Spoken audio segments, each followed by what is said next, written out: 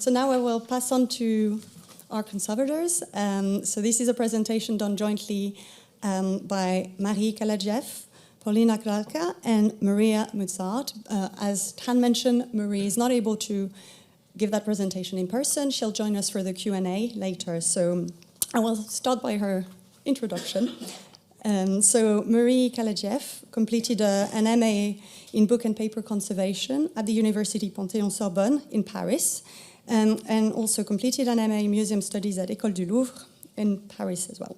She holds a BA in philosophy from the Panthéon-Sorbonne and a BA in art history from the École du Louvre, where she attended Éric Lefebvre courses on Chinese calligraphy, Chinese literarities, objects, and Chinese literature themes in paintings.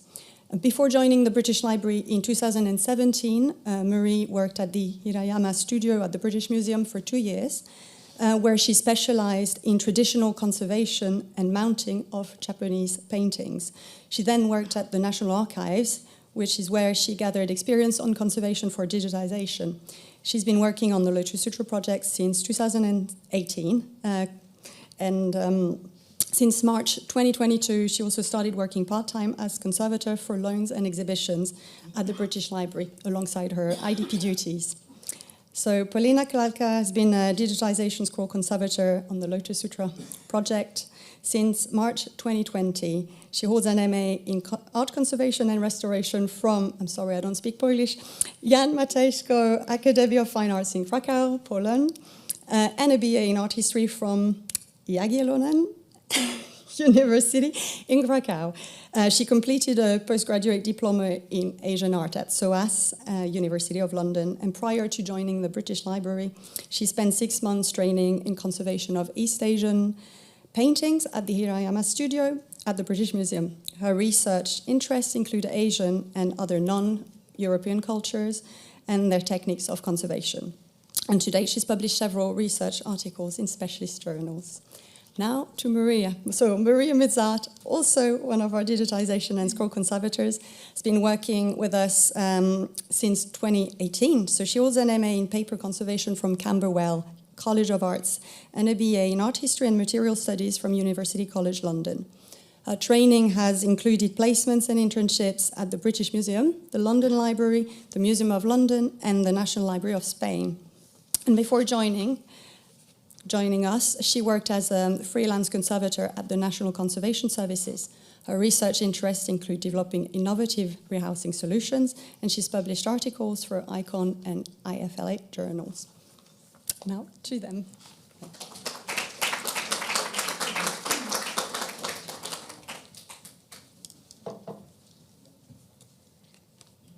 Hello, welcome to one of our 2 presentations of today. Before we start, I just wanted to say a quick word. As you may have heard, unfortunately our colleague Marie cannot be here with us today. Marie has been an integral part of the project since the beginning and has vitally contributed to its success over the last 5 years. Both presentations that we are presenting today are a product of all of us as a team. So I really hope that her contribution can be felt. And as Melody mentioned, she will be attending the Q&A later, so you can answer some questions then. So without further ado, in this presentation, we are going to talk about the Lotus Sutra Project from the Conservators Perspective.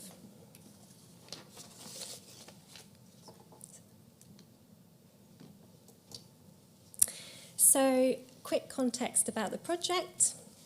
Out of 45,000 manuscripts and printed documents from the Stein collection held at the British Library, 793 are Lotus Sutra manuscripts on paper in Chinese.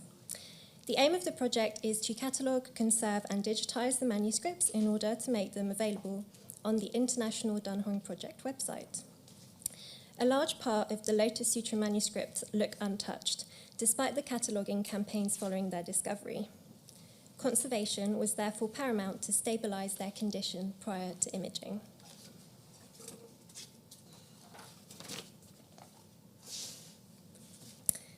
Conservation's aim is not to make artworks and manuscripts look new or back to their hypothetical original state. It is about stabilising the condition of the items and slowing down further degradation by mitigating risks and the causes of damage. Conservation is at the crossroads of science, art history, and even detective work. Whether at work or visiting an exhibition, what we see first as conservators are the materials artworks are made of, and the damage and the level of degradation. This triggers many questions for us. How is it stored?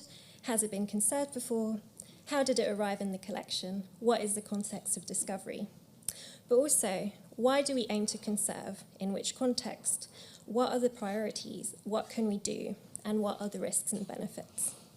Here is a summary of the context and angle of our intervention in this particular project. What were we conserving? A vast number of scrolls and 3 booklets in various conditions and lengths with an archaeological provenance. In which context? A digitisation project with limited time, space, and human resources. How? Through thorough assessment and workflow planning, a balance between risks and benefits in decision-making, and as well thinking about the sustainability of our intervention, ensuring we have a continuity of protection and care after our intervention through preventive measures of conservation, treatment, rehousing, and handling training.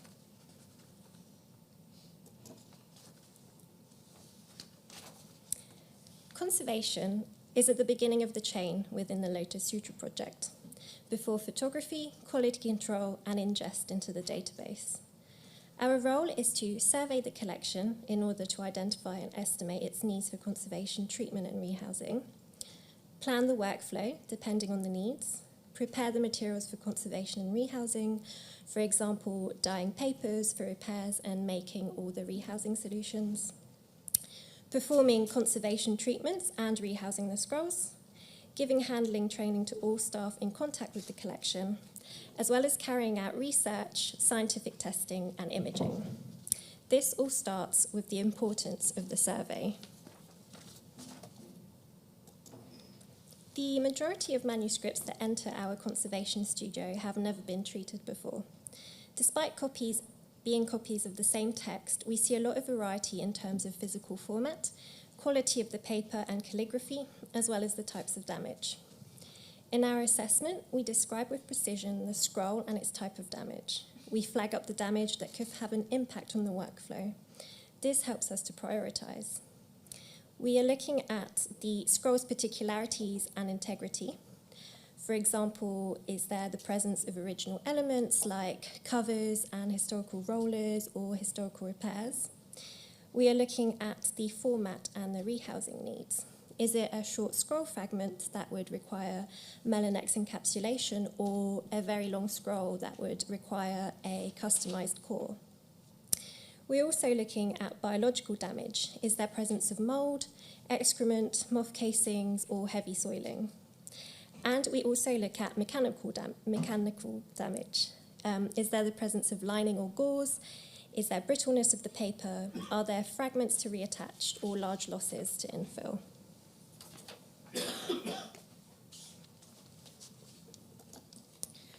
Now, while all the 793 items that were included in the project are copies of the same text, the Lotus Sutra, no 2 manuscripts are exactly the same.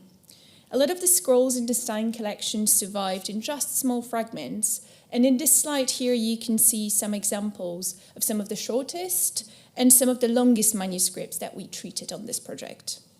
So on the left is S5413, measuring just 24 centimeters, and below it is the S3671 with its whopping 13.64 meters in length. It goes without saying that these manuscripts in varying states of preservation and size have very different treatment and housing needs. Let's have a closer look at some of the most common types of damage that we encountered on this project. First up is biological damage caused by animals, insects, fungi, and other microorganisms. For many centuries, until rediscovery at the beginning of the 20th century, the manuscripts from the Stein collection were sealed in the Cave 17, the so-called library cave. On one hand, the cave provided a relatively stable microclimate, which allowed for the manuscripts to survive in a relatively good condition to this day. On the other, it didn't really protect them from rodents, birds, insects, dust and dirt, as well as infiltrating water, as we have written records of floods from the nearby river, which are reflected in the water and mold damage that we see in the collection. These types of damage, while they often pose a conservation challenge, and often it's a big one, can also give us indication as to where the scrolls were located, not only inside the cave, but also inside the physical pile. For example, the scrolls that have a lot of bird excrements on them, we assume might have been on top of the pile, kind of covering or shielding the manuscripts beneath them. While working with the collection, we were able to get a good overview of various manuscripts and make some, we think, valuable observations. And one of them was that there tends to be less biological damage, especially mold damage, with scrolls that were treated with the Huangbo dye, which was applied for its antifungal and insect repellent properties. And I guess this proves that it actually did work. Next is mechanical damage, which typically occurs as a result of improper storage, repeated use, or as a consequence of biological damage which weakens the paper structure. In the pictures, you can see some of the most dramatic examples of extreme mechanical damage. So first, from the left side, we have fragmentation due to the paper bottlenecks, then tears, splits, and extensive losses, as well as crumpling and folding, which make the text very difficult to read. Now, some mechanical damage that we've seen on this project with this collection is very typical for the rolled format and occurs as a result of the scrolls having spent most of their life tightly rolled on their own or around a very thin roller attached to the last panel. This causes a lot of tensions and leaves the scroll unsupported, which then becomes prone to distortions, horizontal and vertical creasing, and further damage when it's handled. These scrolls with extensive mechanical damage are at high risk of dissociation and rapid degradation, and they usually cannot be digitized without a conservation treatment. The scrolls also provide us with rich, tangible evidence of how they were made, used, and cared for in medieval Dunhuang. So on the left-hand side, you can see oil stains on the paper surface and then some burn damage, which are indicative of how they might have been read, used, recited, using oil lamps. An interesting thing to mention is you can see that very clearly with the bottom image of the burn damage, how because of the rolled format, the damage tends to be repeated in these very regular intervals, which also gives us an indication of how tightly they were rolled and how thick their original roller was, if it's not there anymore. Then on the right-hand side, you have a very interesting discovery that we made, which is a paper maker's hand that was imprinted in the wet paper pulp when the sheet was made. We've also seen a lot of fingerprints, and other little imperfections in actual manufacturing of the scrolls, such as wonky joints, sometimes very wonky, sometimes joints that overlap the text, and these are all part of their history. And then finally, we have the pre-11th century paper repairs that are consistent with what we know from written sources about the practices of repair of manuscripts in medieval Dunhuang. And as you can see, often, because paper was a valuable resource, pieces of other manuscripts that were no longer needed were used for the purpose. And some of these interventions were more successful than others, but it was very interesting for us to see and appreciate the work of our predecessors. Now, while it is very rare to have whole scrolls intact, there are some spare examples that give us indication of how most of them might have looked like originally before they sustained the damage that unfortunately fragmented them. So on the top left, we have an example of decorated roller, which were often made with wood or mother of pearl inlays. We also found some more modest examples where ends were painted with black or red lacquer. Then to the right, we have a beautiful blue paper cover, which was often attached to the beginning of the manuscript. This one has a very thin stave as well at the right edge. And these would protect the manuscripts, the most exterior part of the manuscript, from wear and tear and damage. Then at the bottom, in the bottom on the left, we have example of vertical folds, which we believe were probably intended as writing guides or aids to help the scribe keep the columns of characters straight. And finally, on the right bottom, you have a beautiful example of a very beautiful ribbon, which we usually used to tie the scroll and secure it once it was rolled. And these were often made from colourful silks. This example that you see in the picture is particularly beautiful, exceptionally beautiful, I should say, and this is the only little bit of it that's remaining, with the rainbow-coloured silk.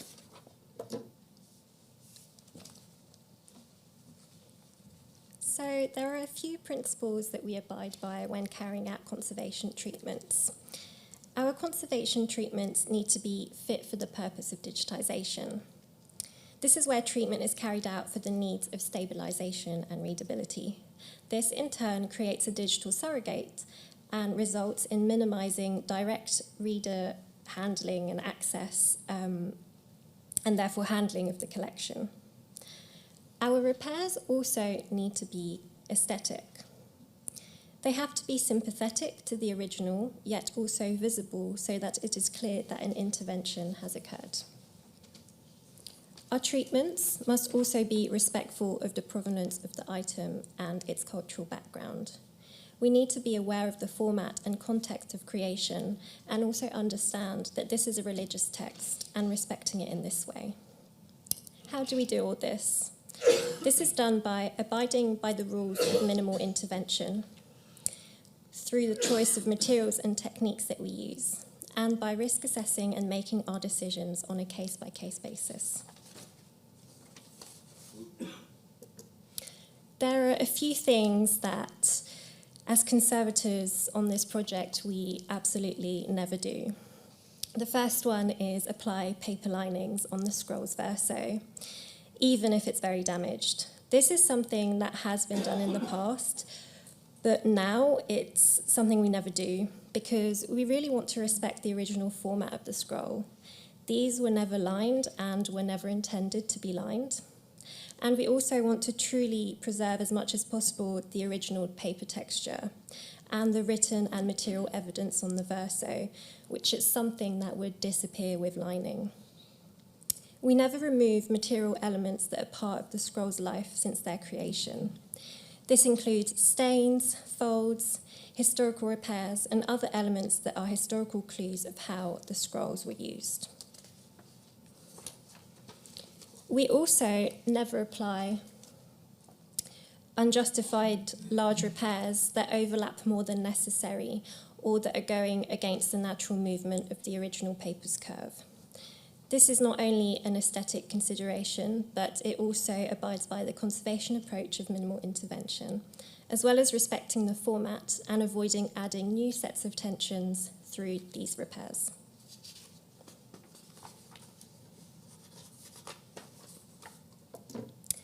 Before any treatment is carried out, we keep photographic and written records of the scroll's condition. This is both for transparency and for future conservators and curators. This is something that was implemented in this project at the very beginning because record keeping is so crucial, especially when you're altering the state of something, even if it's minimally.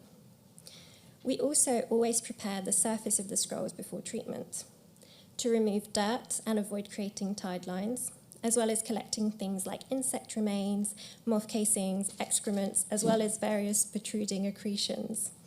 We keep everything we remove in sample bags for potential future analysis.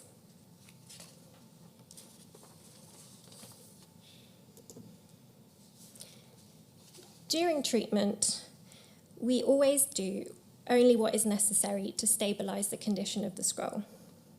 We use a gentle and progressive humidification and flattening of the scroll to reduce creases, and in general only carry out repairs and infills of the tears and losses at risk of further damage.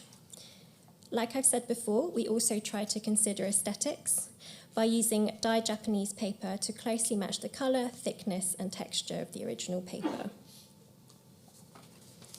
We always ensure to maintain good communication with the curator when we require curatorial opinions on certain treatments, such as where to reattach some fragments, when we are not sure, or whether panels that are separated should be rejoined when it's not straightforward that they belong together.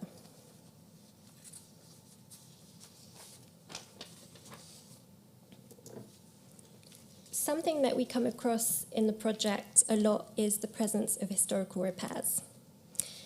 In some instances, historical repairs that originally intended to support a damaged area of the scroll evolved into causing further damage.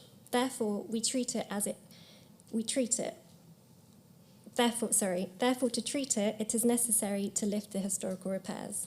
To avoid dissociation and further damage, we reattach them with Japanese paper tabs. We do not take this type of treatment decision lightly. In most instances, we do not intervene on historical repairs, as they are important pieces of evidence pointing towards the existence of a form of care or conservation in the past. We consider the risks and benefits. If the historical repair damages effectively the rest of the scroll, and only if the act of lifting it is feasible and safe, then we lift it, repair the damage, and replace it exactly where it was, to avoid dissociation and potential loss of information on the scroll's history. Now, our work is not done simply when the treatment is finished.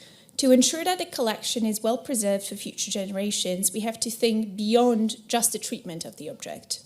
While no longer troubled by birds, bats, and mice inside a cold and damp cave, the damage can still occur to the scrolls today, primarily through improper storage and handling. For this reason, it is crucial to have a long-term preservation and rehousing strategies in place. Research and practice show that the larger the rolling diameter, the less likely the scroll is to develop creases and cracks. And in order to address this, once the treatment is completed, we always place the scrolls on increased diameter cores. These cores are made from acid-free cardboard tubes with a 5.5 centimeter diameter that we cover with a layer of Schwan paper using wheat starch paste as an adhesive. The cores help reduce the tensions caused by scroll being rolled too tightly, but also provide it with proper support during handling and storage, which then minimizes the risk of further damage. In addition, each scroll is wrapped in a protective layer of Schwan paper, which prevents dust accumulation and surface abrasion. And now what about the shortest surviving fragments? They're usually severely damaged, and to prevent possible dissociation, loss, theft, and further weakening of the paper, we encapsulate them in Melinex pockets. You might wonder, what is Melinex? So Melinex is a very useful material. It's an archival grade, a perfectly clear, thin polyester sheet, which not only helps us protect such delicate fragments, but also allows them to be stored flat within custom-made folders. Scroll fragments in Melinex are safe and easy to handle, as both sides can be easily accessed, whether by our imaging staff during digitization or researchers who examine the manuscripts in the reading rooms. On the left side, you can see an example of our standard 5.5 centimeter diameter core, which was used to rehouse most of the manuscripts on the project. But unfortunately, with the Stein collection, there is no one-size-fits-all, as we learned.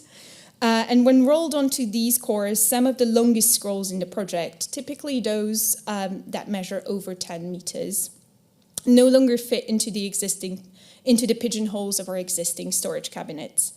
So in order to enable these scrolls to still be stored in that existing storage on an increased diameter core, we had to compromise and develop, and get a little creative and develop a technique of hand making these slightly smaller cores, which are 3.5 centimeters in diameters, which we made ourselves. It was quite a labor-intensive project process, from archival graved craft paper and wheat starch paste. Now, we're lucky that a large number of scrolls in the collection survived with their original wooden rollers still in place. However, this posed a rehousing challenge, and in order to rehouse the roll safely, while simultaneously providing appropriate support for the scroll, we have modified the standard core that you saw in a previous slide to create a custom-made clamp which fits the original roller inside and increases the rolling diameter. This clasp design is adapted from the traditional Japanese solution wooden roller clasp that is known as futomaki, which is typically used for hanging scrolls, but our version is much more lightweight and, of course, much more economical. In some instances, the original wooden roller is detached from its scroll, which creates yet another storage challenge. To avoid any dissociation, we always aim to store the rod together with its original scroll. And in order to achieve this, we have created small foam inserts that fit inside the rollers, that fit the rollers inside them, and then they can be placed inside the standard cores. We found that polyethylene pipe insulation tubes are perfectly fitted for this purpose, and they fit very snugly inside these cardboard cores. And once we place a small tab at the bottom, the access to them is quite easy. So now you have seen some of the conservation challenges that we faced working with the Stein collection, but the challenges don't end with the manuscripts alone. Treating nearly 800 items with a tight timescale and framework of a large-scale digitization project was a great challenge in its own right. After all, conservation, as Marya said already, sits at the beginning of the long and complicated workflow chain, which includes cataloging, imaging, quality control, and then uploading the digital surrogates to the IDP website. So you might ask, how did we make it work? First of all, we had a clear idea of what we wanted to achieve. Quite simply, to prepare 793 manuscripts for digitization. Thorough head planning was really important. Doing so enabled us to maintain a steady and productive workflow, especially as, again, the conservation is at the beginning of the chain. So if we fail, other teams cannot proceed with their work. By implementing correct practices from the very beginning, such as thorough and accurate assessment, the project is more likely to run smoothly. Then we established our priorities, both in the context of the project and individual items. We used our experience and knowledge to review what works and what doesn't in regards to planning and managing the workflow. And it allowed us to break down the project into smaller, manageable chunks and establish correct working practices for the project to be more successful. Then again, our treatments were all fit for purpose, the purpose of digitization, and making them specific for the scroll format. We never did more than necessary to stabilize the item and make it safe for handling and imaging. We always saw the bigger picture. Before the conservation work began, an extensive survey was carried out to create estimates and get a detailed overview of the task ahead. We tried to maintain consistency on the project, so we created written guidelines for conservation, storage, and handling to ensure that in the future, when further work is carried on the Stein collection, future conservators can follow in our footsteps. We had to be flexible and creative, as you saw. A lot of things, even with the best planning, a lot of things can come up unexpectedly. So we had to be able to accommodate those, which again required good communication, not only between ourselves within our conservation team, but within the wider IDP team as a whole. And this again enabled a consistent and efficient workflow to be maintained. And if there are breakdowns in conservation, again, a project like this can fail. And finally, record keeping and updating all of our tracking tools, which was again crucial in maintaining an efficient workflow and helped to keep everything transparent and accounted for. And obviously a project like this wouldn't have been possible without the immense work that was put by all of the members of the IDP team and the wider IDP team. So we would like to express our gratitude to our colleagues from the Asian and African collections, the British Library basement staff, our fellow conservators and scientists who helped us on the project, the BL photographers, and finally to Guanyin for their protection and teachings and to helping us successfully deliver this project, because at times it seemed like an impossible task. Thank you very much. And if you wish to find out a bit more, there's another presentation that will follow after the tea break. But there's a range of publications that, despite a very tight workflow, we were able to produce, perhaps thanks to the pandemic. So you can check those if you're interested. Thank you very much.